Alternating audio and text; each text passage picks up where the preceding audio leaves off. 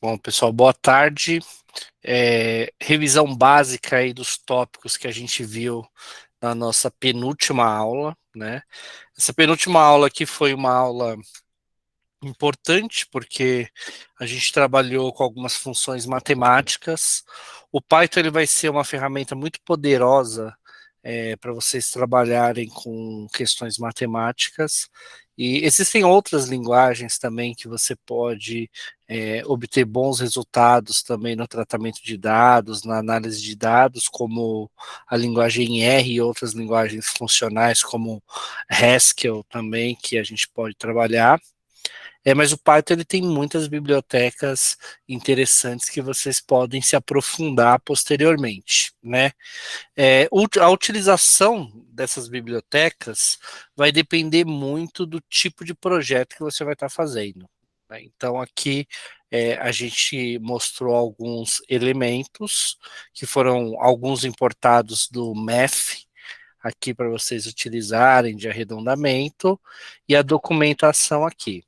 Então, o próximo passo de vocês é tentar implementar é, essas funções, esses métodos que ele tem aqui, para você entender o que é possível. No primeiro cenário, para quem está começando, é importante entender o que o Python faz, né? Quais são as possibilidades que ele traz aqui para a gente, o que ele vai trazer de recurso. Utilizamos também um outro import aqui para gerar dia e hora, né? Lembrando que esse dia e hora é da nossa instância computacional, que estava disponível lá. Utilizei também o pip para poder puxar aqui uma biblioteca do Google Translate para a gente conseguir fazer algumas traduções. Daí, nesse caso aqui, a gente utilizou o Google Translate junto com o Pandas para a gente conseguir fazer a tradução, né, de sexta-feira aqui no caso, né? Então, utilizamos isso daqui e vimos que dá para você fazer tradução de vários idiomas, né? Onde o primeiro argumento que é passado aqui, ó, é o argumento do que você quer traduzir. Depois, você tem o idioma que isso está e o idioma de destino, né? Lembrando que aqui a gente utilizou, né, o, o Google Translate Languages para entender quais são as abreviaturas aqui para cada um dos idiomas, certo? E começamos a trabalhar aqui a questão de funções, né? Então, funções é um conteúdo importante. Ele vai dar subsídio para você entender depois o aprofundamento na orientação ao objeto, trabalhar com orientação ao objeto. Então, criamos aqui algumas funções básicas, chamamos essas funções, trabalhamos com argumentos dentro dessas funções que executam coisas aqui dentro, né? Então, fizemos algumas demonstrações, funções com dois argumentos, passando dois argumentos, concatenando esses argumentos, gerando resultado, um argumento arbitrário, né?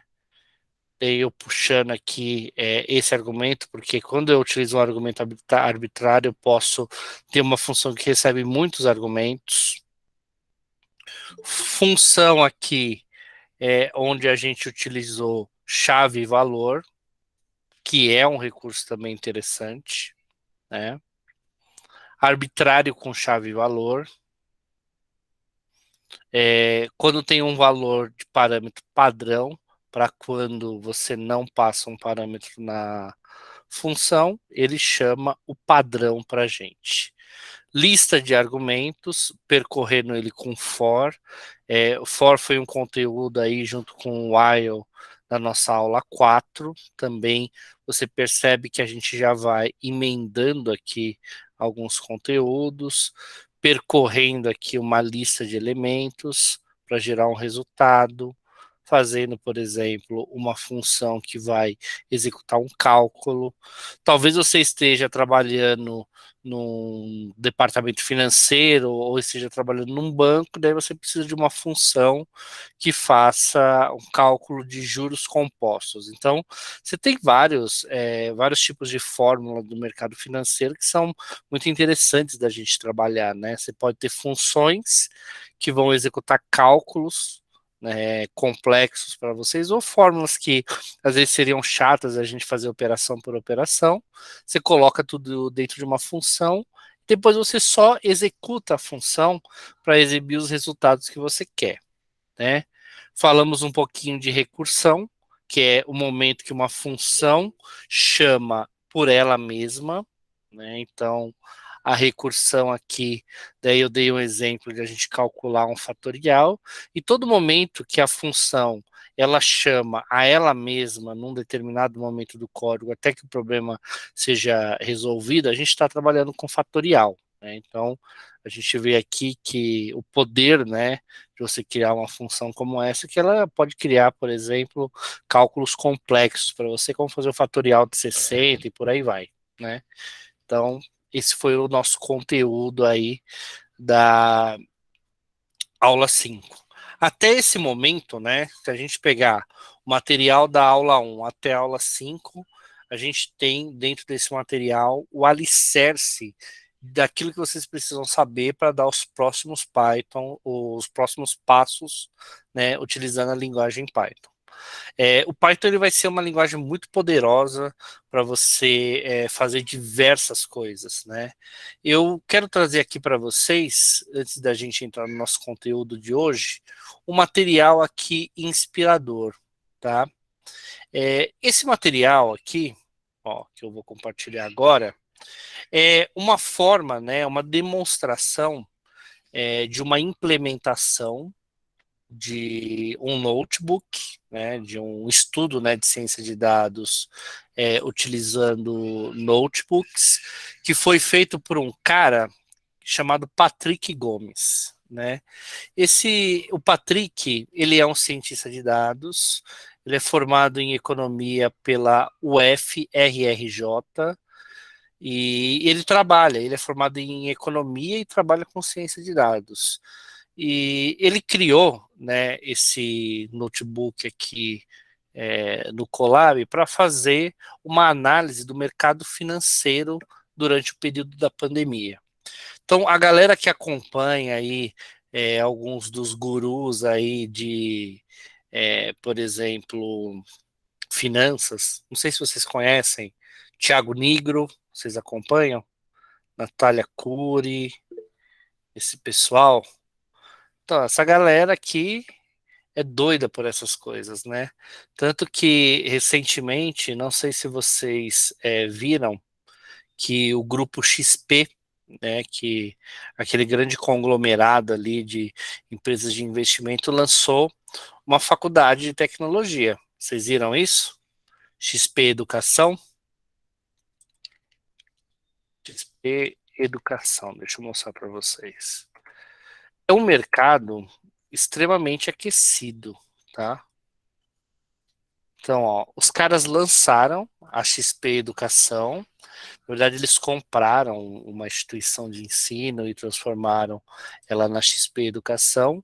A XP Educação, ela oferece graduação, mas a graduação dela é gratuita, porque na verdade esses caras eles querem formar profissionais na área de tecnologia e eles são doidos por essa área de ciência de dados.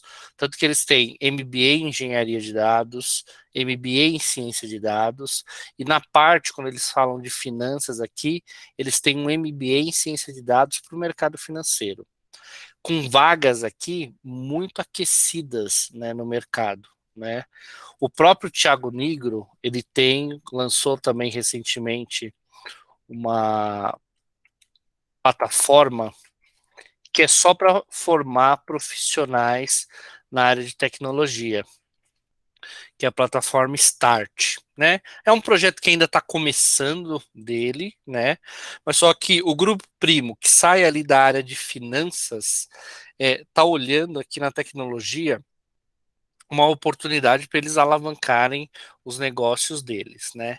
Esse notebook aqui que o Patrick fez é um notebook muito interessante porque ele faz análise de ações de ativos financeiros. E ele traz uma metodologia aqui que eu gosto bastante, né? Primeiro, ele utiliza o notebook aqui, ó, para contextualizar o estudo dele, para falar um pouquinho dos ativos que ele vai analisar, por exemplo, Banco do Brasil, Petrobras, Magazine Luiza, Cogna. Ele explica a metodologia que ele vai utilizar para fazer essa análise. Então, nesse caso, ele está analisando, né, por meio de técnicas de análise exploratória, ele vai pegar esses ativos financeiros e vai analisar por meio de estatística descritiva e visualização de dados, né? Então, ele explica como ele vai fazer isso. No momento que você estiver criando um modelo, né, um estudo de ciência de dados, você vai ter que justificar isso. Lógico que outras áreas, né, como a estatística, a matemática, o entendimento de economia, o entendimento, se você estiver falando, por exemplo, com ciência de dados para a saúde, um pouquinho da área de saúde, né, você vai precisar justificar essa questão aqui. E daí ele fala, por exemplo, como que os dados foram obtidos. Então, os dados foram obtidos a partir da biblioteca Pandas Data Reader, né, selecionados do Yahoo Finance como fonte. Então, ele mostra aqui, ó, o que foi necessário ele utilizar. Então, aqui vai te dar alguns panoramas daquilo que você precisa estudar no futuro aí da tua formação. Ó, então, biblioteca. Panda, Pandas é uma biblioteca que ele está utilizando aqui. Ele está utilizando Math, Pandas Data Reader para poder pegar os dados ali, NumPy, o DateTime, o Searborn. Esse Searborn aqui é para deixar os gráficos mais bonitos. Matplotlib, que a gente vai fazer alguns gráficos com ele, e dele dá um pip install no MPL Finance, importa o MPL Finance, né? E dá aqui algumas coisas. Isso aqui ele está setando no Searborn aqui algumas coisas de estilo, tá? Para fazer os gráficos mais bonitos. É o que ele está fazendo aqui nessas duas linhas. Isso daqui é uma estrutura que você poderia criar para criar um projeto de finanças. Ó, ele importa tudo e ok. Ele começa análise exploratória, né? Ele cria as variáveis, né? Como a data. Aqui ele está estipulando a data, né? Porque ele pegou aqui do dia 1 do mês 1 de 2020 até o dia 1 do 12 de 2020, né? Ele está pegando aqui os... Está criando, na verdade, alguns rótulos aqui, Banco do Brasil, Petrobras, Gol, JBS, Magazine Luiza e por aí vai. Ele vai pegar os dados, ó, a partir do momento que ele puxou esse cara aqui, ó, isso daqui, né, por meio do Pandas, ele primeiro tem o Pandas, depois ele importa esse cara, ele está puxando para dentro de uma variável que ele está chamando de banco underline do underline Brasil, ele está puxando os dados desse ativo, né? E esses dados desse ativo, ele pega a sigla, né, que é a sigla utilizada dentro do mercado financeiro, ele está pegando lá do Yahoo e ele está passando como parâmetro de início e fim as datas de início e fim que ele definiu aqui, né? Então ele pega isso para Banco do Brasil, Petrobras, Gol, JBS, Magalu e Cogna, que é um conglomerado de educação. Ele cria uma lista aqui, concatena em uma lista os ativos dele, e daí ele vai criando, tratando esses dados, né? Ele coloca o nome do ativo, que ele meio que estipulou aqui, ó, por meio dos tickets, o acontecimento, e gera um cabeçalho, né? Então, no final, ele tem isso daqui, ó, que são os dados estatísticos que ele vai tratar. Ele veio todo formatadinho dentro de um data frame aqui que ele criou, utilizando pandas aqui, ó. Ele é bem legal, ó, né? Então gera uns dados bem bonitinhos para você tratar. Ele vê, por exemplo, informações desses ativos, né? Só para gerar uma outra visualização, para ver o tipo de dado, entender como que eles estão organizados, o que é cada uma das colunas. Então, são dados referentes ao mercado financeiro. Então, se você precisa fazer um estudo de ciência de dados sobre o mercado financeiro, você precisa entender o que é cada uma dessas categorias. E isso não é, por exemplo, um conhecimento de programação, é um conhecimento de análise de mercado. Então, se você quer trabalhar com ciência de dados, aqui fica a dica. Entender a programação, né, chamar aqui ativos.info é a coisa mais fácil. O que é difícil é você entender o que são essas categorias e como você vai calcular as coisas, né? Então ele está fazendo aqui, ó, análise dos preços de cada ativo financeiro. Daí, para fazer a análise dos preços, ele faz um for, né? Naqueles elementos, passa isso daqui por meio de uma de toda uma verificação, porque aqui o que ele está fazendo? Ele está utilizando o Searborn e o Matplotlib para gerar um gráfico. E daí ele gera esse gráfico aqui, ó. Ó que bacana. E daí ele tem, por exemplo, as categorias, né? Daí a flutuação no preço de cada ativo aqui por meio das datas. E daí ele faz uma análise disso, que é o que se espera, né, de um cientista de dados, né?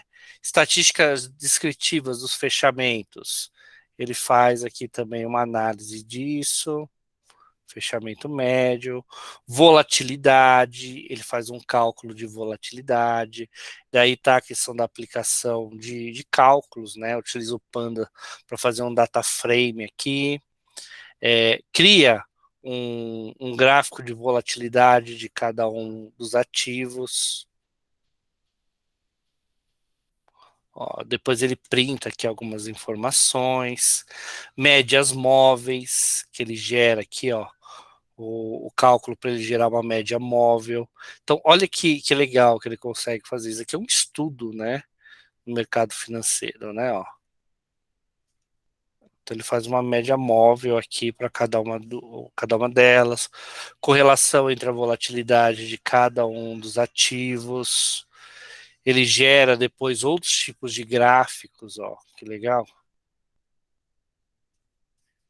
Daí vai calculando isso daqui, ó, gerando vários tipos de gráficos, né, ó. Então, ele utiliza do notebook para poder gerar todos esses resultados, ó, pontos da Ibovespa, para pegar, por exemplo, dados, ó, da Ibovespa, média móvel da Ibovespa, correlação, daí já é os conhecimentos dele de estatística e da economia, e vai trazendo tudo isso daqui, ó, para um grande estudo, né? E faz uma conclusão desse estudo. Olha que gráfico legal que ele gera aqui, ó, depois. Muito bacana, né? Deixa eu passar o link disso para vocês.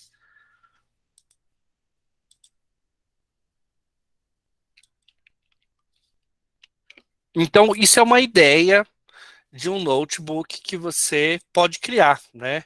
Então, você é um cientista de dados que está trabalhando para o mercado financeiro, você vai ter a possibilidade de utilizar o Python e várias bibliotecas para consultar o mercado financeiro, trazer os dados dos ativos e gerar resultado. Você trabalha na área da saúde, você consegue, com o teu conhecimento da saúde, criar um estudo de ciência de dados com Python para poder gerar um resultado aqui. Se quer trabalhar, por exemplo, com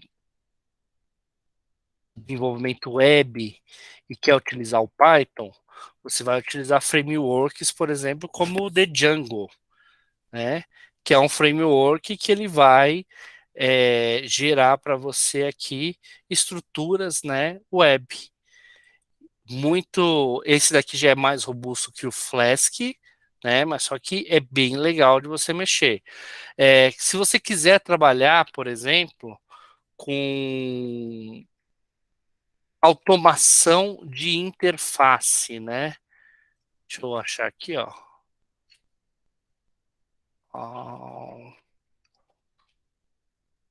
Automation.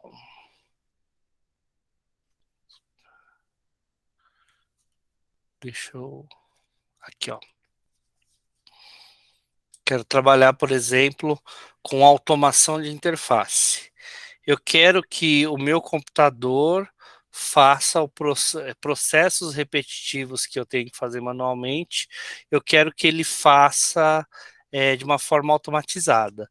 Você pode criar um script em Python, né? Então aqui você tem uma estrutura ó, de teclas que você quer que ele aperta, coisas que você quer que ele escreva.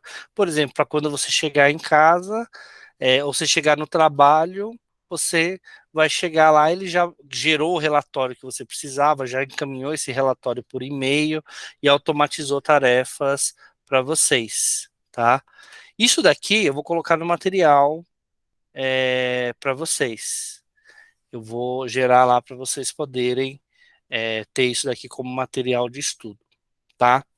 Então, até o momento aqui no nosso curso, a gente viu os principais tópicos que vão te dar os alicerces fundamentais para você partir para essas áreas, né? Seja uma área de automação de tarefa, seja uma área de ciência de dados, seja uma área de desenvolvimento web, seja qualquer outra utilidade, né, dos mais diversos recursos que o Python pode gerar para você. Se você tiver interessado, você pode até desenvolver jogos com Python, né? Então a gente tem frameworks como Pygame, você pode fazer vários projetos retrô, né, utilizando o Python. Aqui ó, tem vários joguinhos que você pode fazer e tem até algumas IDEs mais robustas que você pode utilizar para desenvolver só jogos com Python. Se você quiser, por exemplo, ir para a área de animação 3D e quiser utilizar o Python é muito utilizado para gerar partículas e várias coisas do tipo, né? Victor, ficou sim, ficou gravada. Deixa eu te mandar a aula de ontem aqui, ó. Vou mandar aqui no chat para você, tá? Aula de ontem, ok? Bom, então já vimos aqui bastante coisas. Agora, o que que a gente precisa, né? A gente precisa de bastante coragem aí e colocar a mão na massa para poder dar esses próximos Python, esses próximos passos aí com a linguagem, tá? Dúvidas até aqui? Preparados aí para o nosso conteúdo final?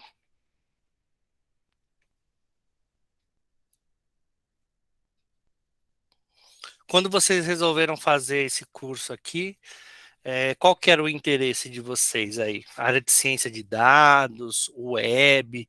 Tem alguém aí que já tem em mente alguma coisa específica? Algum próximo passo específico? Aprofundar o conhecimento em lógica mesmo, em linguagem. Felipe, ciência de dados. Quem mais? Desenvolvimento de software em geral. Então, estamos aqui no caminho certo, tá? Então vamos lá. Última aula, aula 5. Okay? Acho que é a 6, não é? Aula 6. Agora sim. Legal. Um conteúdo que é importante a gente ver também é um negócio que a gente chama de funções lambda, né? Deixa eu colocar aqui.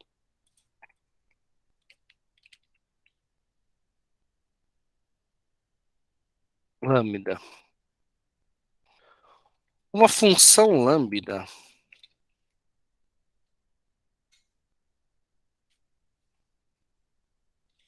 é uma pequena função anônima, certo? Então, uma função lambda vai ser uma pequena função anônima. Ela tem uma forma específica da gente criar ela, né? Outra coisa que essas funções podem receber qualquer número de argumentos, mas pode ter apenas uma expressão. Então, essa é a segunda premissa de uma função lambda. O que seria essa função na prática? Então, vamos ver aqui ela um pouquinho aqui na prática, tá? Então, imagina o seguinte. Adicione 5 ao argumento e retorne o resultado. Então, eu tenho uma variável A. Eu gero um lambda, certo? Onde A vai receber 10. 10 não, 5. Certo? E daí eu vou fazer o quê? Eu vou printar a minha lambda com o argumento que eu quero somar aqui, executar com ela em um 10.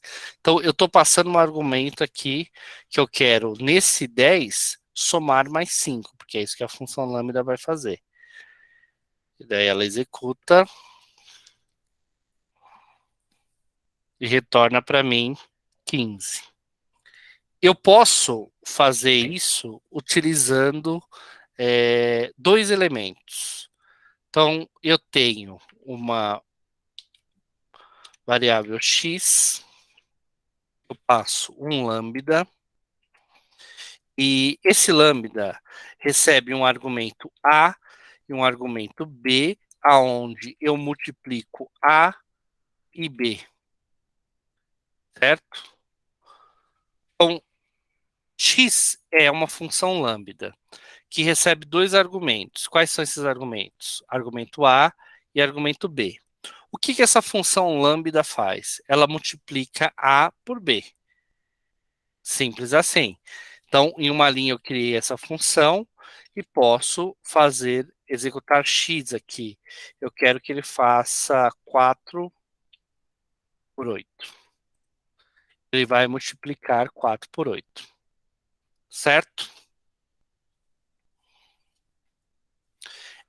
Agora, a grande pergunta né? Por que devemos utilizar funções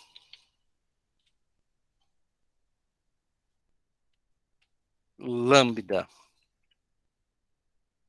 Essa é a grande pergunta, né? Por que a gente vai utilizar funções lambda? Eu acho que elas fazem mais sentido quando elas estão dentro de outra função. Então, veja comigo aqui, ó. Eu defini uma função que é uma função de multiplicação, certo? Eu vou multiplicar um valor n qualquer, 2 pontos. Definir uma função. Como que eu posso utilizar ela aqui dentro? Veja. Return lambda A, onde A multiplica por N. Certo? Então, aqui eu passei uma função lambda dentro de uma função convencional, que eu defini ela como multiplicação. O retorno dessa função aqui que eu chamei de multiplicação, que está recebendo um parâmetro n, né, pode ser um número qualquer n, né, vai ter como retorno um lambda. Então, imagina o seguinte, eu posso, por exemplo, fazer algumas coisas do tipo assim. Então, eu tenho uma variável resultado, aonde eu vou pegar a multiplicação e vou passar um valor, certo? E daí eu posso imprimir o resultado, né? Eu poderia imprimir esse resultado aqui, ó, print, resultado. E daí, na verdade, ela vai funcionar se eu fizer o seguinte, eu preciso de um outro argumento, né? Porque ele não tá faltando um argumento. Eu vou chamar aqui resultado e vou passar um outro valor. Eu quero passar um outro 2 aqui, né? Para ele fazer 2 vezes 2 e dar 4, né? Porque na primeira função eu recebo o argumento n. Na lambda, né? Que ela vem aqui posteriormente, eu consigo passar o argumento a. Então, eu preciso passar esses dois argumentos, né, dessa forma que eles foram estabelecidos aqui, para poder ter um resultado. Quer ver um outro exemplo aqui que talvez possa deixar isso daqui um pouco mais evidente para vocês? Uma função calcular, certo? Função calcular recebe um n número qualquer. Ela vai retornar um lambda, onde eu vou fazer A, né? Igual eu fiz ali, ó, A vezes N, certo? Eu quero agora, com essa função calcular, que eu chamei ela de calcular, que ela é igual a outra. Eu quero saber qual que é o dobro parâmetro que eu recebi. Então, o dobro é calcular por 2. O triplo é o quê? Calcular por 3. Então, eu tenho dois parâmetros para calcular o dobro e o triplo. Então, eu vou calcular o dobro e o triplo sobre o quê? Eu vou pegar aqui e vou printar para vocês. Eu quero saber qual que é o dobro de 10. É 20. Eu quero saber qual que é o triplo de 10.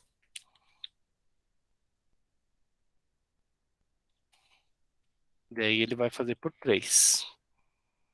Eu poderia, né, por meio dessa premissa geral, né, então eu pensei numa ideia geral, ramificar para ideias específicas, sem precisar fazer uma função para dobro, uma função para triplo e por aí vai. Porque essa função lambda, quando ela é inserida dentro de outra função, ela dá a vantagem da gente fazer isso. O que torna a sua estrutura de código mais enxuta. Porque talvez em outros cenários que você viesse programar, viesse desenvolver, você teria que fazer uma função para cada. Faz sentido isso para vocês? E eu acho que talvez essa simplificação ela fique mais evidente quando você tenta comparar o Python com outras linguagens.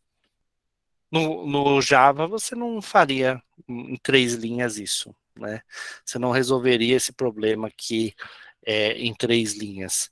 Na verdade, você precisaria de vários métodos ali para poder calcular o negócio. Então, eu tenho alguns exemplos que eu faço em aulas de Java, né?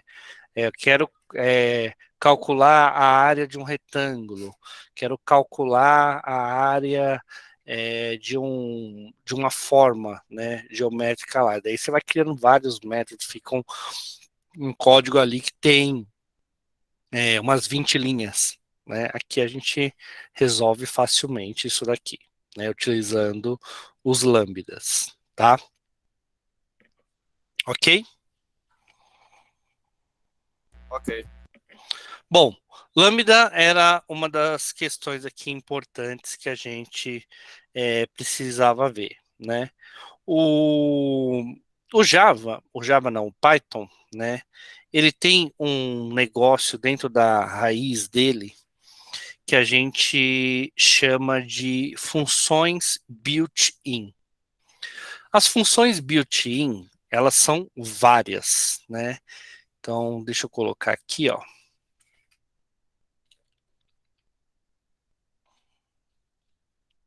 A gente chama de built-in. Funções built-in. Então, basicamente,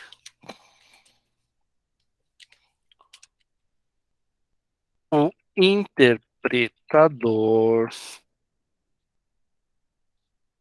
Python possui várias funções,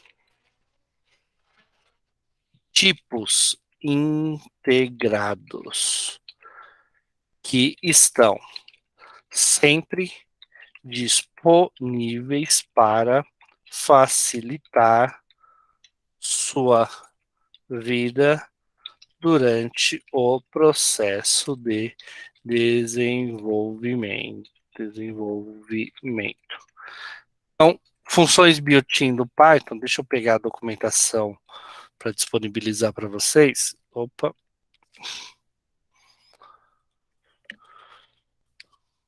Funções built-in Python na nossa documentação.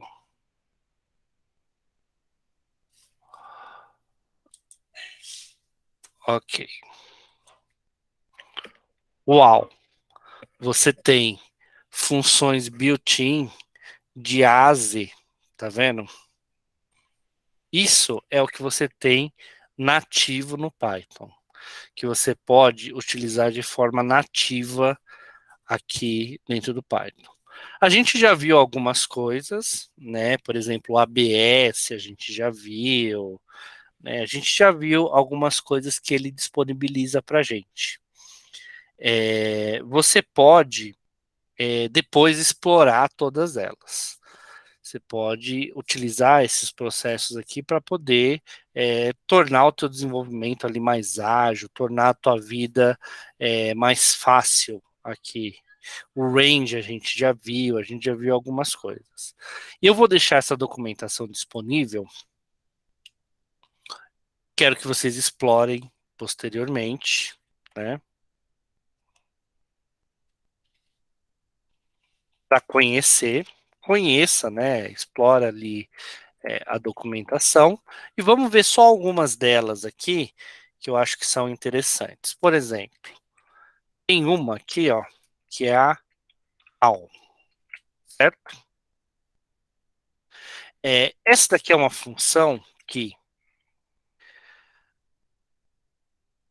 a função AL retornará verdadeiro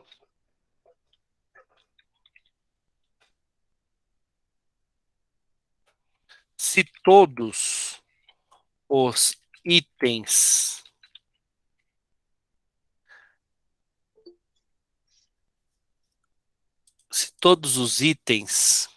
aqui em uma verificação forem verdadeiros. Ok? Você está verificando alguma coisa, né? Você está precisando de respostas sobre um processo. Você jogou tudo isso daí numa lista, né? Então, vamos pensar que você tem uma variável chamada instâncias AWS ligadas. Então, você fez um algoritmo em Python que ele entra lá na nuvem da AWS e vai verificar se todas as instâncias, as máquinas que você criou estão ligadas, né? E daí ele vai retornar para você uma lista. Vamos supor que você tem 3 instâncias. Daí ele vai lá, true, true, true, ok? Você precisa de uma verificação. Verifica. Você vai pegar a função built-in all, aí você vai jogar instâncias ligadas aqui dentro e vai pedir para que esse verifica seja executado. Ele retornar true para você, beleza, né? Você tem todas as instâncias ligadas. Se você tiver um false aqui no meio, ele vai retornar false. Por quê? Ele só é verdadeiro se todas estiverem ligadas. Isso daqui é útil? É útil, muito útil, principalmente nesse exemplo que eu estou dando aqui para vocês. Então, vou dar um exemplo para vocês de um cenário do desenvolvimento de jogos, que a gente chama de jogos AAA, né? Então, jogos ali mais robustos e por aí vai. Então, a gente precisa criar, dentro de uma estrutura de nuvem, né, computação em nuvem, eu preciso criar um servidor, uma instância computacional para cada jogador. Se eu tenho um jogo multiplayer que tem 50 jogadores, eu preciso que a Amazon, né, me dê 50 instâncias. Então, eu posso fazer uma verificação, um if, se a instância está ligada, se todas estão ligadas e se o número é igual a 50. Eu poderia fazer um if aqui e verificar essas duas coisas. E se isso retornar verdadeiro, ok. Se não retornar verdadeiro, eu tenho um grande problema. O meu jogo que precisa ter 50 jogadores logados não tem todas as instâncias ligadas, né? E isso daqui é uma verificação que quando você está ali no meio do processo, para você verificar isso, você não vai entrar lá no painel. Imagina, você vai ficar entrando no painel da AWS lá e ficar vendo assim, deixa eu ver se está todas as instâncias ligadas. Pô, preciso de 150 instâncias. Vou ficar aqui rodando a página para ficar vendo se é que tudo está ligado. Não. Você vai fazer uma verificação, vai executar isso daqui, ele tem que te retornar verdadeiro. Se ele não te retornar verdadeiro, você tem um problema ali, certo? Faz sentido isso?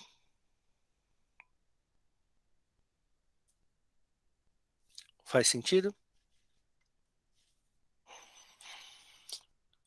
Ok. Você entrou no curso de computação. E lá no curso de ciência da computação, um professor pediu para que você fizesse ali uma versão binária para algumas coisas. Você vai utilizar o bin. Então, por exemplo, o bin vai retornar o binário aqui de D. Deixa eu ver aqui. Ó. Não. Ele vai retornar um binário para um integer, desculpa. 36. Não, aqui tinha que retornar X. Deixa eu ver se ele retorna. Não, tem que ser numérico. Aqui. Versão binária aqui de um número. Então, versão binária de 36, ele vai retornar isso daqui para mim. Certo? Ele pode também, você pode também fazer, utilizar funções built-ins como versão booleana, onde você tem um sistema que está te retornando 0 e 1. Então, vamos supor que 1, como a gente normalmente sabe, 1 significa true. Então, ele vai retornar true para você. Se você tiver 0, ele vai retornar false. Então, você consegue transformar, por exemplo, 1 e 0 em true e false sem precisar fazer um if e uma verificação para isso, tá? Você pode também transformar uma relação numérica aqui em bytes. Daqui a gente está falando em coisas bem primitivas, né? Só que facilita, porque você não precisa fazer cálculos para fazer essas coisas, né? Então, preciso transformar esse número aqui em bytes. X. Ele traz aqui a definição para você, né? Daí você tem diversas outras, né? Diversas outras tipos de funções built-in que você pode explorar, que você pode fazer ali dentro do teu processo de desenvolvimento, né? Você pode transformar números em números complexos, você pode trabalhar, por exemplo, com exclusão de atributos, você pode utilizar aquelas funções para você criar um dicionário. Você tem diversas coisas que você consegue fazer, né? Diversas coisas. O que que eu recomendaria para vocês? Dar uma olhada ali dentro da documentação e ver aquilo que faz sentido para vocês. Antes de sair fazendo, por exemplo, uma conversão de dados, antes de você inserir um if, verifique se na documentação você tem alguma coisa que te dê um apoio para você escrever menos, escrever de uma forma mais elegante. Você tem conversões aqui, ó, fazer conversão de float, você tem algumas coisas para converter números em números complexos, né? Então, ele te dá um dado aqui. Eu tenho aquela questão das tuplas, né? Que eu posso transformar os itens em tuplo. Daí tem toda uma documentação que você pode consultar para isso, desde que esses elementos façam sentido para você. Pergunte, Leandro. Pode, pode disponibilizar esse site aí aqui no chat pra eu botar aqui também. Sim. Esse daqui é o da própria documentação, tá? Eu vou depois colocar aqui no caderno para vocês, nesse daqui que a gente está fazendo, alguns exemplos para vocês darem uma consultada de algumas coisas que eu acho importante, tá? Mas as funções built-ins, você tem funções built-ins não só quando você trabalha com o Python puro, mas só que se você pegar, por exemplo, deixa eu consultar uma aqui, ó. Você tem built-ins também das linguagens. Então, por exemplo, ó, isso daqui, ó, viu que a gente estava falando, por exemplo, de pandas, que é uma biblioteca do Python? Isso daqui, por exemplo, seriam as funções built-ins do pandas. Quando você importa o panda, você tem esse tipo de função aqui que é meio nativo dele, né? Então são funções que você pode conhecer. E para cada uma das bibliotecas, você tem funções built-ins. Aquelas são padrões nativas ali do Python puro, tá? Ok? Bom, vamos fazer então aqui algumas brincadeiras utilizando algumas bibliotecas, né? E eu vou fazer alguns gráficos com vocês. Eu acho que gráficos é um conteúdo interessante para você trabalhar com Python e você utiliza bastante eles na análise de dados. Lógico que o universo aqui de você trabalhar com gráficos dentro do Python é um universo gigantesco, né? Você poderia aqui fazer um curso só para trabalhar com as bibliotecas, gerando gráficos no Python. Provavelmente você deve existir algum curso específico só disso, porque você pode fazer as análises mais complexas que você pode imaginar. Naquele notebook que eu mostrei para vocês, o cara fez aqui um gráfico, né, bem complexo. Olha esse daqui, ó, que legal. Então, esse gráfico aqui, ó, que ele está fazendo, ó, na verdade, essa análise, né, é uma análise toda dinâmica, né, que ele está utilizando várias coisas aqui para poder chegar naquele resultado ali. Então, é um gráfico aqui bem robusto. Vou fazer alguns gráficos com vocês, para que vocês consigam aprender, né, primeiro, esses primeiros passos de como fazer alguns gráficos. Então, vamos lá.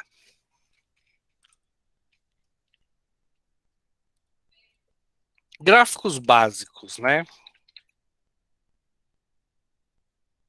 Depois, né, a gente vai até fazer uma pesquisa com vocês para ver se esse conteúdo aqui é um conteúdo que vale a pena ser aprofundado.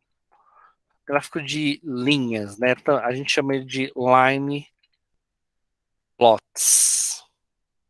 Ok? Primeiro, para fazer a plotagem de um gráfico, você precisa importar uma biblioteca. A biblioteca principal para a construção de gráficos no Python é o Matplotlib, tá? Então, você quer trabalhar com gráfico? Você vai lá e dá um import. Deixa eu compartilhar esse notebook com vocês. Qualquer pessoa, copiar.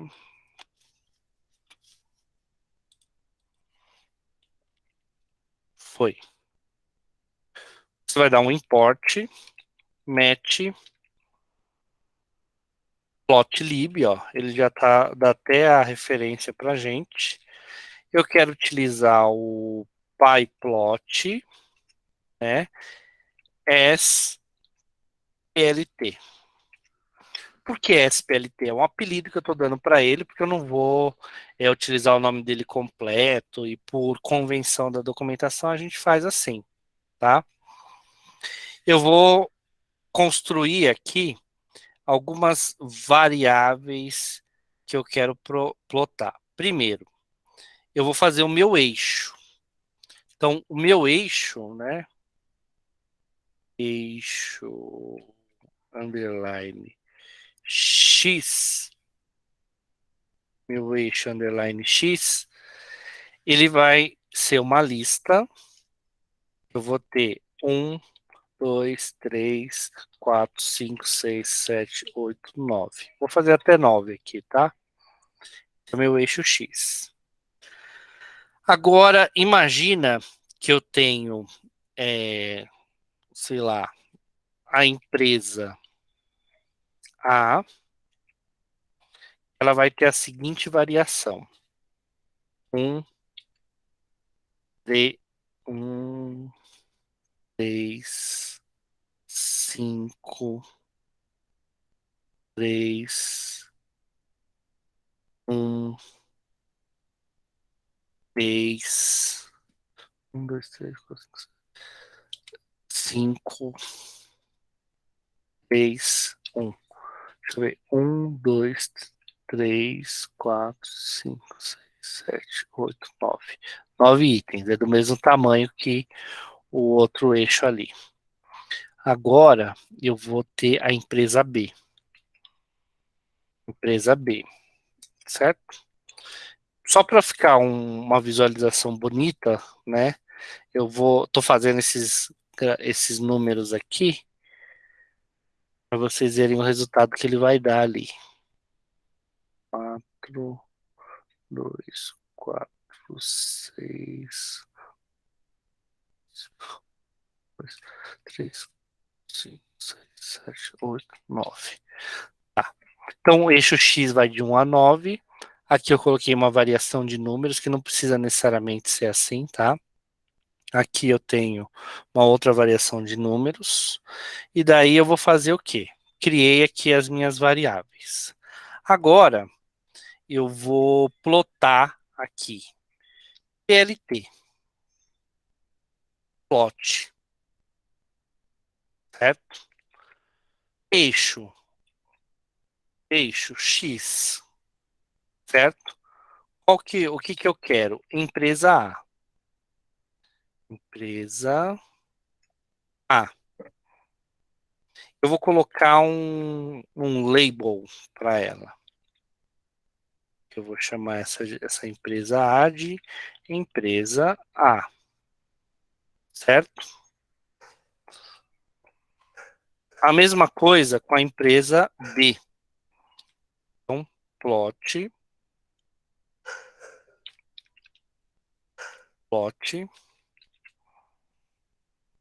eixo X, vírgula, empresa B, label, empresa B, certo? PLT, plot. É o que nos diz a sintaxe. Eu preciso, né, antes de tudo, fazer, né, algumas configurações do gráfico. Então, vou colocar aqui, ó, PLT, eixo X, label. Qual que o que que eu tô dizendo aqui que é o eixo X? Vamos supor que o eixo X é, vai ser o eixo que eu vou chamar de meses, tá? Meses. O eixo Y, então PLT Y, PLT Y, label, né? Eu vou colocar como faturamento, ok? Qual que é o título do meu gráfico, né? PLT title, bem simples, ó. Então eu vou colocar gráfico de comparação de faturamento, certo? Você quer exibir a legenda? PLT legend, PLT exibe, show. Qual que é a anatomia, né, desse gráfico aqui que a gente está tentando plotar? Então, o que você precisa entender é a anatomia dele. Porque posteriormente você vai poder fazer diversas manipulações que você pode consultar ali na biblioteca. Tem outras configurações do Matplotlib que a gente não está basicamente fazendo aqui, ok? Eu fiz o quê? Primeiro, definir qual que era o tamanho do meu eixo. Então, o eixo X vai de 1 até 9, né? Então, defini aqui 9 meses. Aqui é a minha variação, né, de dados. Tanto o faturamento, isso daqui, ó, faturamento no mês 1 para faturamento do mês 1 da empresa A, faturamento do mês 1 da empresa B, né? Então, fiz isso. Tô plotando, colocando o eixo, o meu conjunto de dados e um rótulo, tanto para a empresa A, para a empresa B, plotando eles aqui por meio do gráfico. Plotei. Fiz as configurações do gráfico, agora eu quero ver esse gráfico como ele ficou, tá? Então vamos lá. Plotei, ficou assim, certo? Lógico que eu já coloquei os dados assim dessa forma, porque eu sabia que eles iam ficar mais ou menos assim. Mas só que aqui é só para foi só para ficar bonitinho, tá? Você pode mudar os dados e ver aí como que isso aparece. Essa formatação dele é uma formatação dinâmica, né? Então ele escolheu colocar esses resultados aqui. Talvez se a gente tivesse outros dados, né, aqui dentro dele, né, isso daqui fosse um pouco diferente. Então, ó, outros dados. Ele plotou a informação ali, ó, tá vendo? Então, esse é um gráfico de linhas. O Searborn, ele poderia, agregado ao Matplotlib, fazer algumas coisas diferentes aqui nesses gráficos para vocês. Deixa eu pegar aqui, ó, Searborn, Python, só para que vocês possam ver alguns exemplos de gráficos utilizando o Searborn. Então, exemplos de gráficos que você pode fazer utilizando o Searborn. Então, gráfico de linha, deixa eu ver se ele tem um puro aqui de linha. Linha, linha, linha. Line plot, né? Olha como que ele já torna, por exemplo, ó, um pouquinho mais diferente. Tem a documentação aqui, ó, de como que você pode fazer ele aqui, né? Então, Searborn Line Plot, ó, você pode colocar um fundo, você pode utilizar um data frame. É muito legalzinho, ó. Ele faz linhas pontilhadas. Isso daqui é como quando você quer fazer uma regressão, ó. Olha que legal, por mês. Na exibição de dados, ó, o Searborn ele é bem interessante para você deixar os seus gráficos bonitos. E se percebe que ele cria tudo isso, ó, com 3 linhas, com uma linha. Então, esse gráfico aqui, com base nos dados que eu tenho de eixo X, Y e por aí vai, ele gerou isso daqui para gente. É muito tranquila a configuração para você apresentar resultados bem interessantes, tá? Você tem, deixa eu ver aqui, mapa de calor, mapa de calor. Tem outras coisas. Ó, esse daqui eu acho bem interessante, esse tipo de gráfico, ó. Pode ser bem útil para vocês, né? Utilizando o Searborn. Aqui é o básico. Você, a partir do momento que você aprende essa anatomia do básico, você consegue partir para as outras bibliotecas, porque basicamente elas trabalham da mesma forma, tá? Vamos fazer um gráfico de barra agora? Ó, esse é o gráfico de linhas. Vamos fazer um gráfico de barras. A gente chama de bar plot.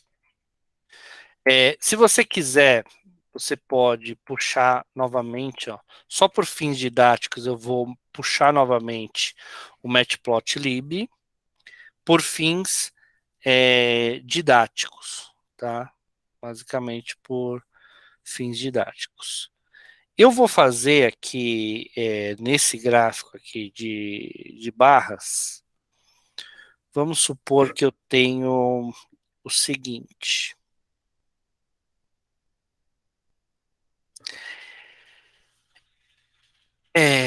Empresa A,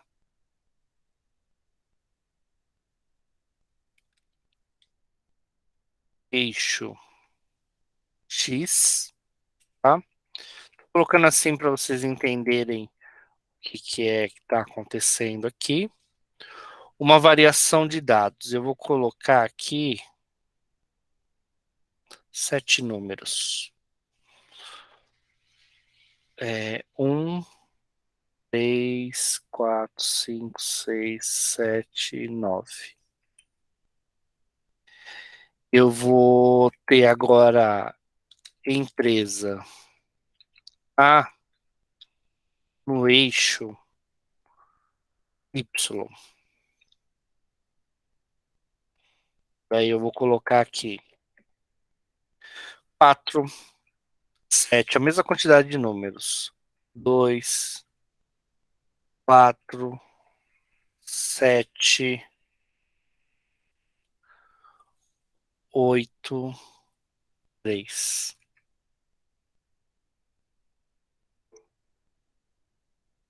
Pergunta, Leandro. A empresa do eixo X e Y, ela tem que ser a mesma quantidade de números ou não precisa? A mesma quantidade de números para dar certo o gráfico aqui que a gente vai fazer. Você vai ver quando ele for plotado aqui, porque eu vou colocar, por exemplo, para um eu vou colocar uma cor, daí no outro eu vou colocar outra cor, e daí eu vou ter tipo assim, você vai conseguir comparar uma com a outra, entendeu? Entendi. Ó, vamos fazer. Você pode fazer uma variação depois, ó. Eu vou colocar aqui, ó. Eu vou duplicar para ficar. Vamos escrever, vai. Empresa B, eixo X. Eu vou colocar uns dados menores aqui, ó. 2, 4, 6, 8, 10. Tá? Não necessariamente eu estou colocando a mesma quantidade. Aqui, ó, eu coloquei 4, 5, 6, 7. Aqui eu vou colocar 5 números, tá? Na empresa B. Mas só que quando aqui eu estou falando X e Y da mesma empresa, tá? Então por isso que aqui no caso tem que ser igual. Às vezes, né, eu acho que quando a gente está aprendendo essa construção de gráficos aqui, essa planificação do gráfico, ela fica muito abstrata para a gente. Porque você deve pensar assim, pô, esse cara aí tá fazendo o eixo X e Y, tá colocando uma quantidade de números dentro de uma lista, e o que que vai sair disso, né? Quando é a primeira vez que a gente vê, é difícil mesmo imaginar isso, porque é como você tivesse pegando a planta de uma casa, sabe aquela planta que o engenheiro faz? Você não consegue visualizar aquela casa construída. É que eu já conheço, por exemplo, já fiz esse gráfico algumas vezes, sei mais ou menos como ele vai sair. Então, você precisa criar essa estrutura e fuçar nela, explorar ela, né? Porque a anatomia é a mesma, tá? Você vai ter aqui, ó, PLT plot. PLT plot não, PLT, PLT o quê? Ó, PLT bar, tá vendo? PLT bar. Então eu vou colocar primeira empresa. Eu preciso do queixo X e Y dela. Empresa A, eixo X, primeiro. Depois empresa A, eixo Y, certo? Qual que é o label que eu vou pôr nisso? Já sabe o que, que o label faz, né? Então, vou pôr empresa A. Vou pôr uma cor para ela. Color. Aqui eu vou colocar a abreviação de blue, que é B, né? Pela documentação. PLT, bar, empresa B, eixo X, empresa B, eixo Y. O que, que eu preciso? Label, empresa B. Qual que é a cor? Color. Vou colocar um R aqui, vai vir em vermelho. PLT, plot. Né? Essa questão de a gente conseguir projetar dados em gráficos é um conhecimento do pensamento estatístico, tá? Do letramento estatístico, né? O ideal, né, o cenário ótimo seria que todas as pessoas conseguissem aprender na educação básica esse letramento estatístico de conseguir projetar dados em gráficos. Mas só que não é, o mesmo, não é, como que eu posso dizer? Não é realidade no Brasil, né? Não vou dizer para vocês que é realidade no Brasil isso. Você pode ter aqui, ó, no resultado, vamos colocar aqui, ó, PLT, um label, não, X label, vou colocar a legenda para ele, tá? Então vamos por aqui meses, então, como se a legenda de baixo fosse meses. Daí um PLT Y label, que é o eixo Y, tá? Eu vou colocar aqui para ele faturamento. Ó, essa daqui vocês já conhecem, PLT Title. O que que é o PLT Title? Comparação de faturamento de A e B, certo? Eu quero ter legenda, PLT Legend,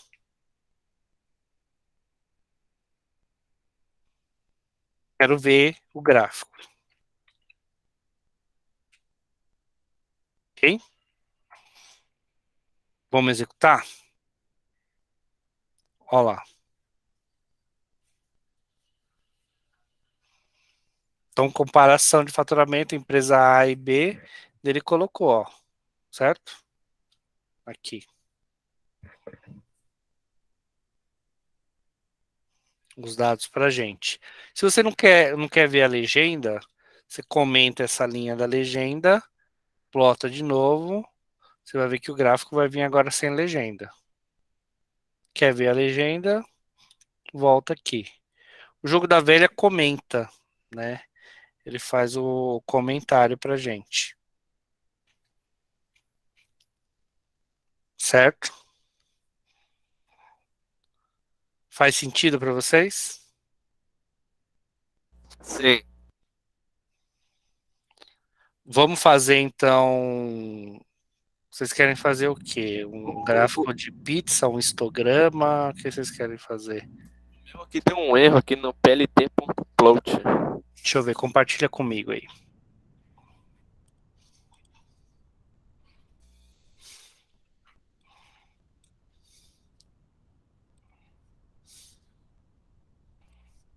Deixa eu ver ele.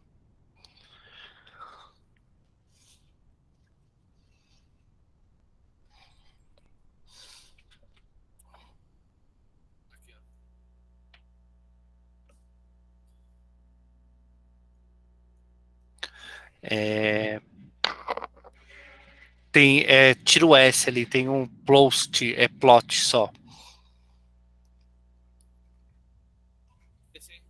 Isso. Foi.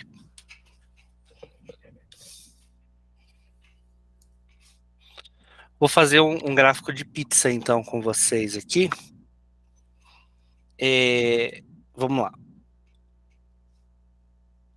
Vocês viram que, na verdade, dá para fazer vários tipos de gráficos, né?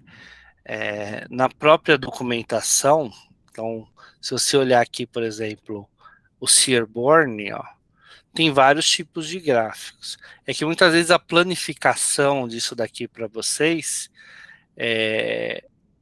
pode não fazer sentido, né? Então, por exemplo, esse gráfico aqui, ele tem uma característica específica, né? Dos quartis, né? Da estatística. Então, seria ideal você dar uma estudadinha na estatística para entender os quartis da estatística para poder utilizar um gráfico como esse, porque criar ele é muito fácil, né? Criar ele é essa estrutura que você pode manipular e alterar aqui os dados, né? Pode ser uma ideia interessante. Você tem outros tipos de gráficos, como, por exemplo, aqui, isso daqui, ó. Aqui é um gráfico muito específico, né? Eu não entendo a interpretação dele aqui. Tenho que dar uma olhada aqui, por exemplo, nesse código, mas ele é fácil de criar, né? Ele está muito bem documentado aqui a estrutura para vocês. Vou fazer um gráfico de pizza, que talvez seja um gráfico convencional, que a gente utiliza bastante, que vocês podem utilizar aí no cenário de vocês. Então, vamos lá. Conhecido como gráfico de pizza, né?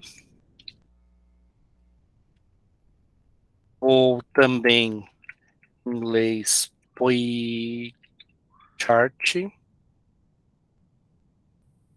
É um tipo de gráfico que a gente faz com o Matplotlib também. Pode copiar aqui, ó. Essa estrutura a gente copia. Certo? Então, imagina que você tem... Esse é fácil de criar. Ó. Imagina que você tem o seguinte. Você tem aqui candidatos. Candidato João. Candidato José.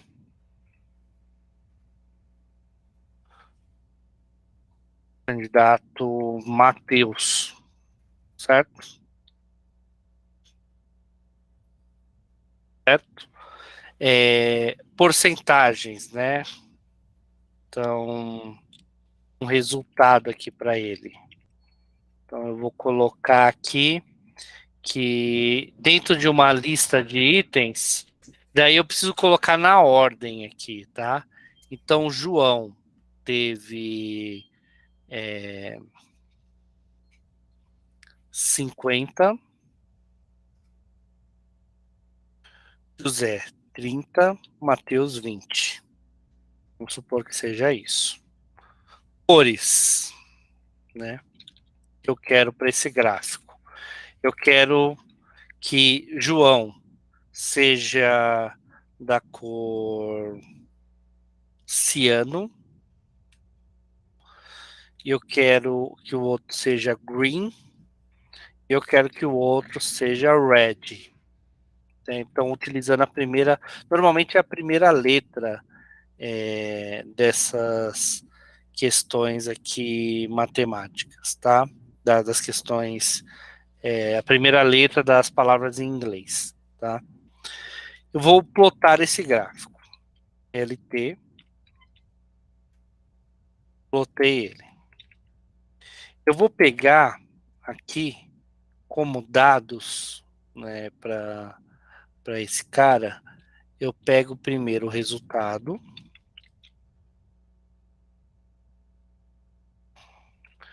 Nos labels, na verdade são vários aqui, eu vou passar a variável de candidatos.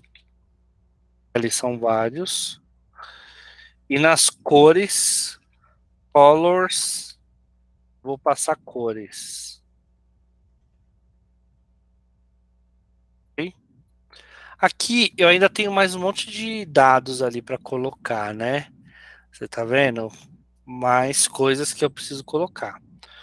Vamos colocar aqui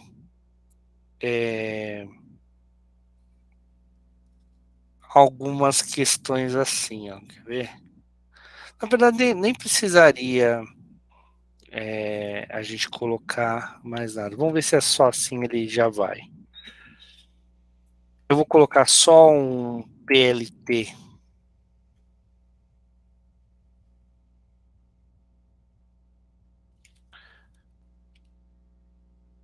para os eixos dele e dizer que são iguais.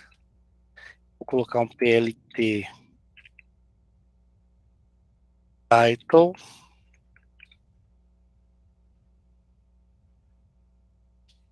Pesquisa de candidatos em PLT Show.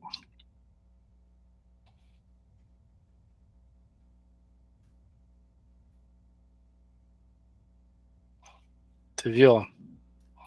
Ele vem assim. Eu posso trazer, né, algumas coisas para gente aqui em relação a ele. Eu posso trazer, por exemplo, algumas configurações. Então vou quebrar ele aqui. Você faz basicamente aqui uma vírgula depois, né? Depois que você faz essa vírgula, você poderia, por exemplo, quebrar e ter algumas configurações adicionais para ele. Então, eu posso dar um start angle, né, de ângulo aqui. Isso daqui faz com que ele gire, né, mais ou menos as porcentagens. Ele starta o ângulo aqui mais ou menos em 90.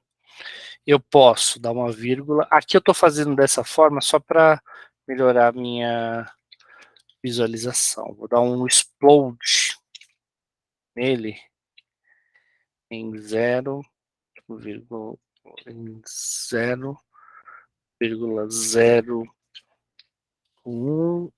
Oh, meu Deus. 0,1,0. Tá? Isso daqui faz com que uma parte ali dele, ó, saia, né? Então eu tiro meio que um eixo dele. Posso exibir também as porcentagens, se vocês quiserem, né? Você pode pegar aqui e colocar as porcentagens. Então, alto PCT, tá? Daí eu só vou precisar colocar um padrão aqui, que é o 1,2 e 2 sinaizinhos de porcentagem. E daí ele dá um erro, porque ele é um número de ponto flutuante, eu preciso pôr um F, que é o que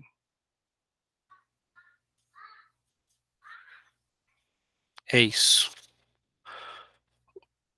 Olá, daí ele coloca, né, os dados para você. Se você colocar só 1,0, só põe a porcentagem exata, né? Mas o normal é você colocar assim, né? Porque pode ter uma relação de porcentagem quebrada ali que você precise preencher esses dados ali de uma outra forma, certo? Certo. Vamos fazer mais um gráfico aqui, que depois eu vou ensinar vocês a importar um dataset. O universo de gráficos aqui é gigantesco, né? Um gráfico que é interessante a gente fazer também, fora ali esses gráficos de linha, gráfico de barra, gráfico de pizza, pode ser um gráfico que a gente chama ele de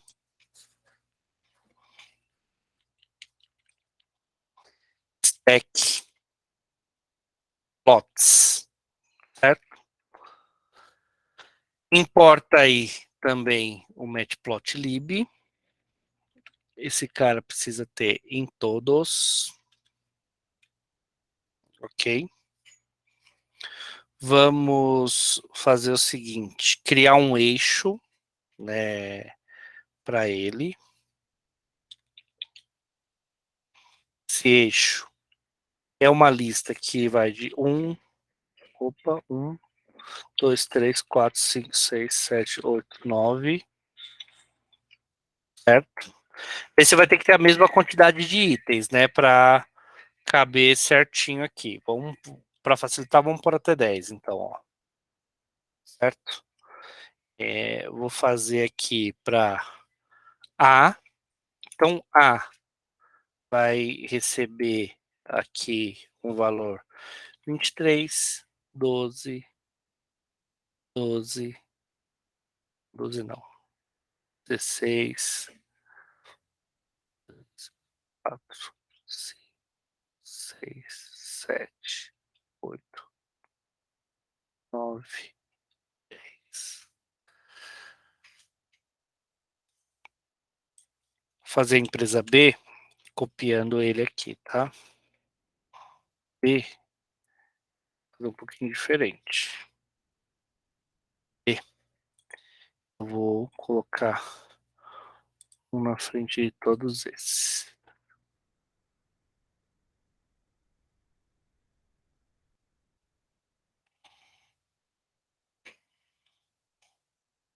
C, eu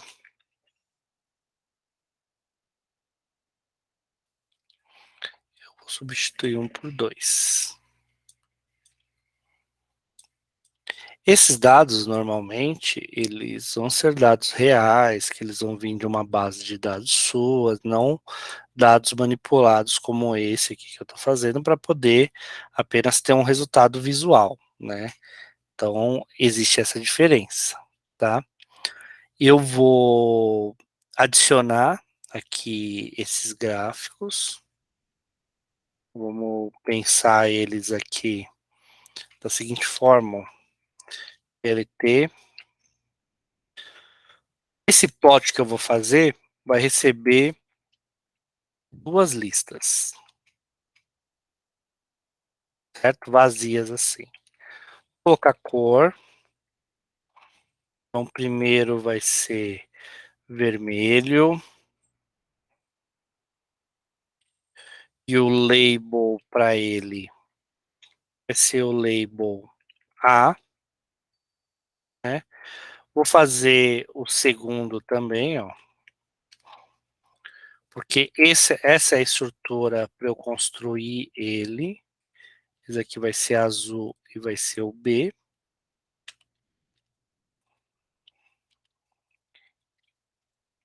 Esse outro aqui vai ser verde, amarelo e vai ser o C, certo? Agora eu vou fazer o seguinte. Vou plotar esse gráfico. Ele chama Stackplot. Ele vai receber o eixo, vai receber A, vai receber B, vai receber C, vai receber cores, que nesse caso eu coloquei como... Aqui eu tenho que colocar uma lista, então eu vou colocar R, eu vou colocar blue, eu vou colocar o yellow, que é o amarelo, certo? Estruturas básicas, né, de todo o gráfico. PLT, title,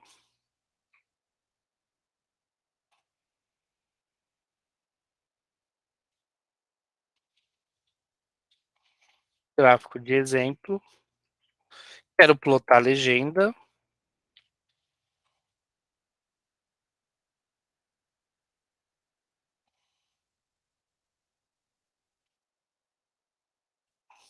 Show, certo? Esse gráfico aqui, ele é parecido com um gráfico de linhas e ele plota as informações aqui, meio que uma em cima da outra. Deixa eu ver o que eu fiz errado aqui.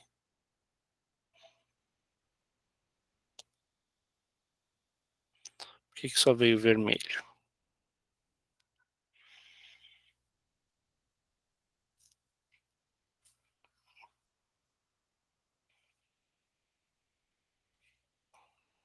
Hum,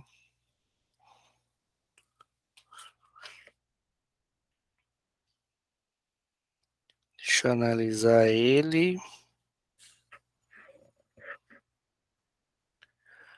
Só veio um dado aqui.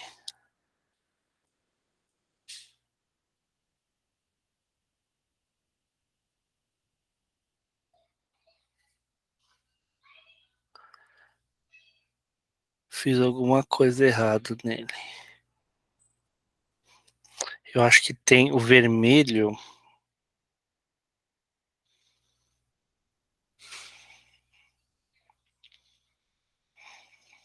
que é o primeiro ali.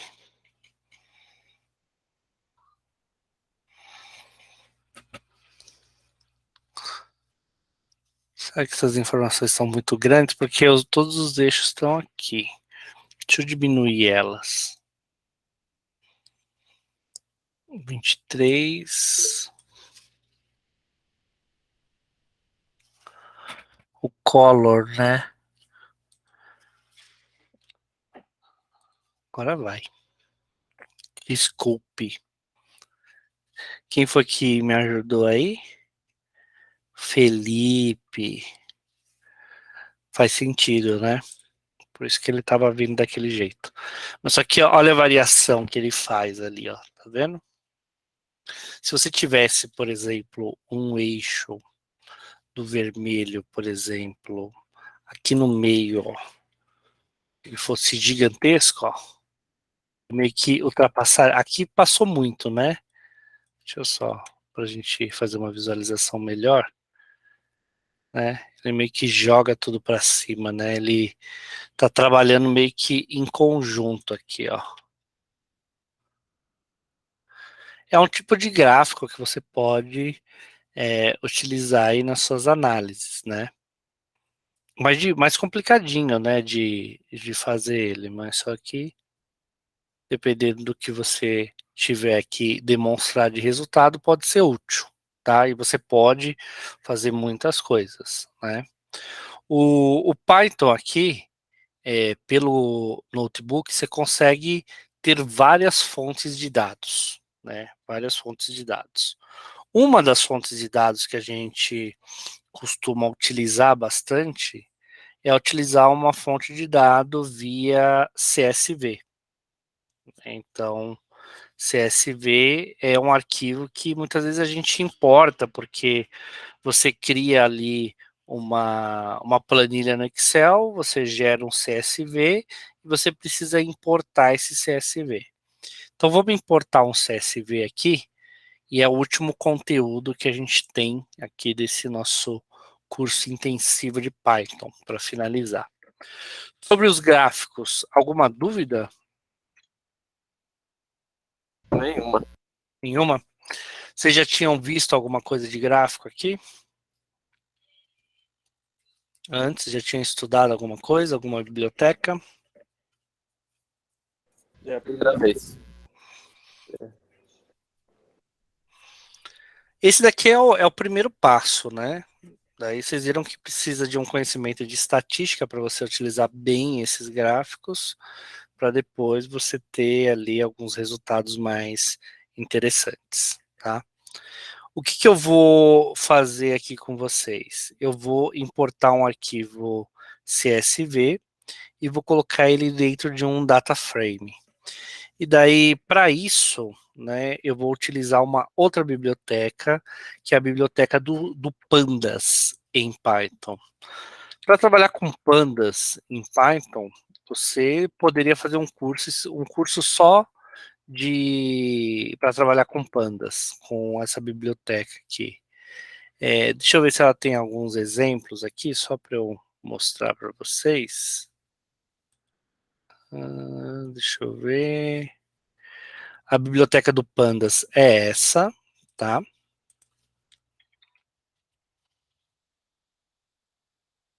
E ela trabalha com data frames. Então você consegue basicamente utilizar o Python como se fosse um Excel e fazer várias coisas, assim, vários tratamentos de dados que você tem, que você costuma fazer com Excel, mas utilizando Python de uma forma ali mais robusta. Deixa eu ver se eu acho aqui alguns exemplos. Ó, alguns exemplos mais. Acho que não vai ter nenhum exemplo visual. O melhor exemplo vai ser o que a gente vai fazer aqui mesmo, porque na documentação dele, deixa eu ver. A documentação não vai ter. Vamos fazer aqui mesmo, que acho que vai ser melhor, tá? Então, o que eu vou fazer? vou importar um arquivo CSV aqui para o Python. Para importar um arquivo CSV para o Python, vindo de uma planilha do Excel, você vai utilizar no Colab o from Google Colab, né? E ele tem um import de arquivos, né? Então eu vou chamar aqui arquivo e vou fazer simplesmente um files upload.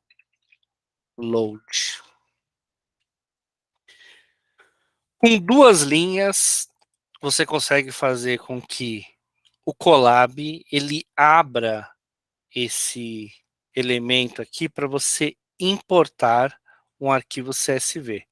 E daí ele vai querer chamar um arquivo aqui de algum lugar para você. Então eu vou fazer o que aqui? Eu vou gerar para vocês uma planilha. Vamos fazer uma planilha aqui, ó,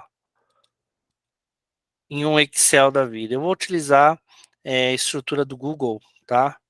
Para a gente fazer aqui. Mas é a mesma coisa, né? Então, planilhas Google. Você tem aqui, ó, vai fazer uma planilha. E essa planilha ela tem um ID de identificação de usuário, ela tem o nome do usuário, ela tem o RG do usuário, ela tem a data de nascimento do usuário e ela tem um salário do seu usuário, né? Então imagina que você tem ali planilhas e normalmente no nosso dia a dia de trabalho a gente utiliza muitas planilhas, né? Então vou formatar esse dado aqui de alguma forma, gerei ID, né? Vou gerar aqui 69 registros, tá? 69 registros gerados na minha planilha. Então eu vou colocar aqui Matheus, João, Kleber, Carolina,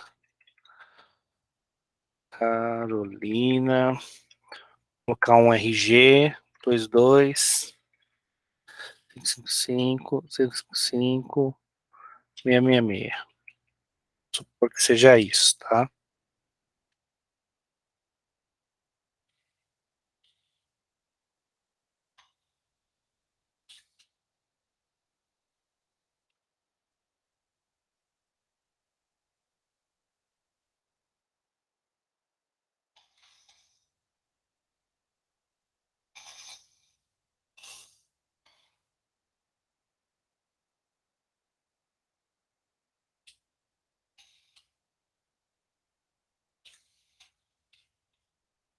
Cento e 70.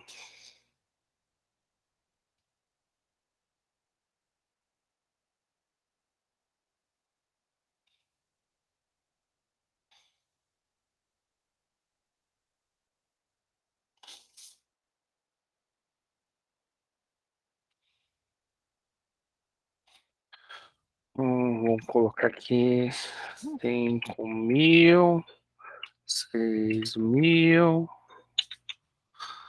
7.500, 8.900. Gerei os meus dados, vou multiplicar eles até o final da minha planilha. Tenho aqui uma planilha gerada, né? Planilha, ok. Quero levar isso daqui lá para o Python para eu poder trabalhar com esses dados. Existem formas de você fazer o Python se comunicar diretamente com esse documento. Daí é uma implementação um pouco mais avançada, né? Eu vou fazer o quê? Eu vou promover depois algumas lives gratuitas pelo YouTube para a gente poder trazer essas dicas simples, né? Porque, por exemplo, em uma live de meia hora, a gente consegue demonstrar, por exemplo, diversas interconexões que você pode fazer com o Python e o Python Colab, Jupyter Notebook, com documentos que estão disponíveis na nuvem, como, por exemplo, uma planilha como essa. Você pode fazer o Python se comunicar com um banco de dados, que é uma coisa também bem legal, né? Então, vou chamar isso aqui de usuários, tá? Vou fazer um download disso como um arquivo CSV. Um arquivo CSV é uma estrutura de dados que é separada por vírgula. Então, ó, vou salvar isso daqui, né? Você vai perceber que esse arquivo, vou pedir para mostrar ele aqui para vocês. Esse arquivo aqui, que ele gera para a gente,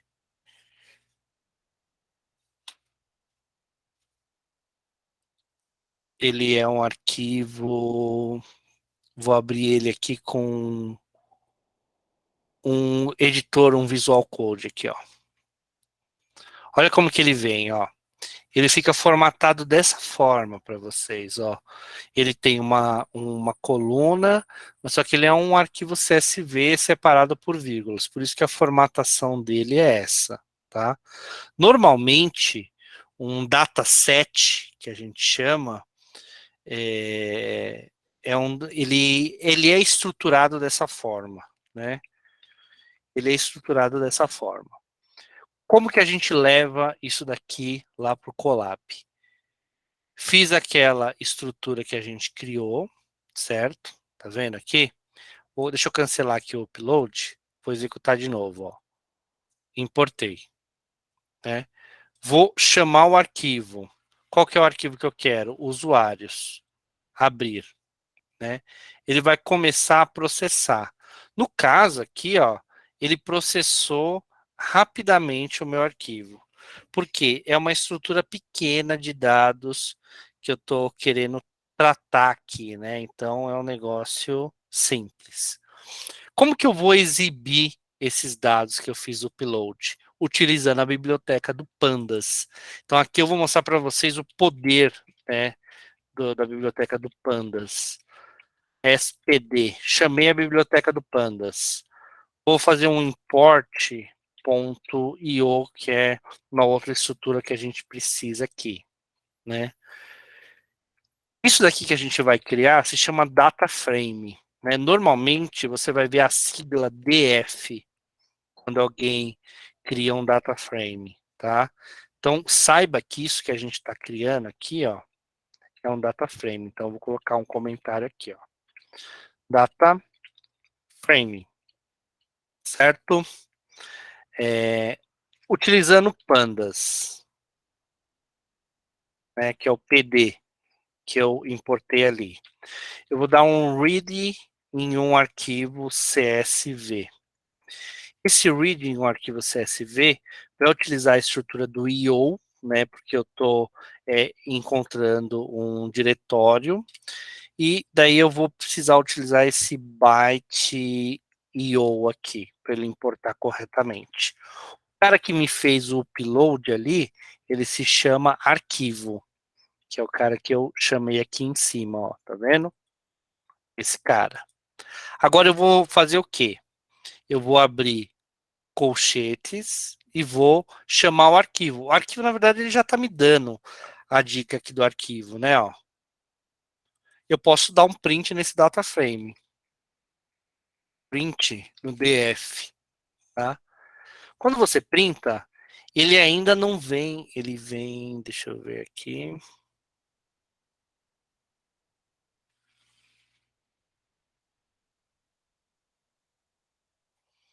O que eu fiz errado nele?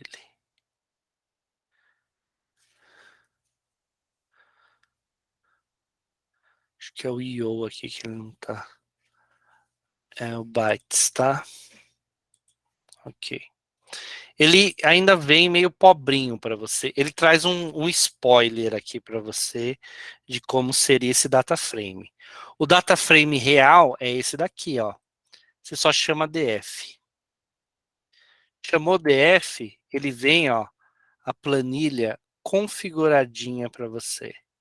Se você clicar nela aqui, ó, ele tem esse lapisinho aqui, você pode facilmente, né, ir lá, criar filtros, ordenar, né, fazer manipulações utilizando aqui o próprio Colab, porque toda a planilha ela vai vir para você aqui, paginação, quantos você quer por página, né? Então ele traz uma estrutura robusta e já paginada para você. É muito legal, né? Utilizando o Pandas. Muito interessante, certo? E aí, o que vocês acharam? Gostaram?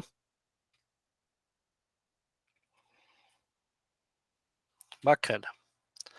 Pessoal, esse daqui era o nosso material do nosso curso intensivo de Python, né? E eu gostei muito aqui da participação de vocês.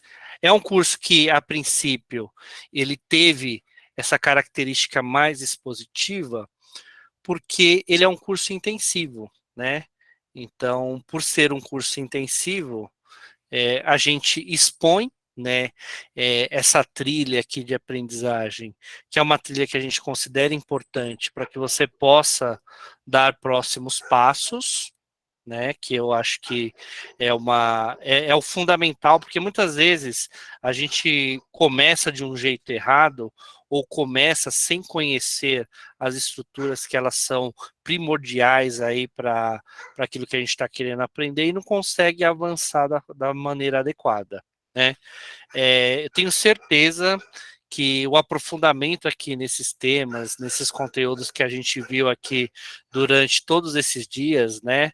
Então, são 6 dias aqui de estudo que a gente aprendeu aqui bastante coisa. Então, eu acredito que praticando isso daí, vocês já conseguem dar muitos outros passos. Legal? Legal, legal. Pessoal, vou encerrar aqui a gravação e vou dar alguns recados finais aqui para vocês, tá? Só um minutinho.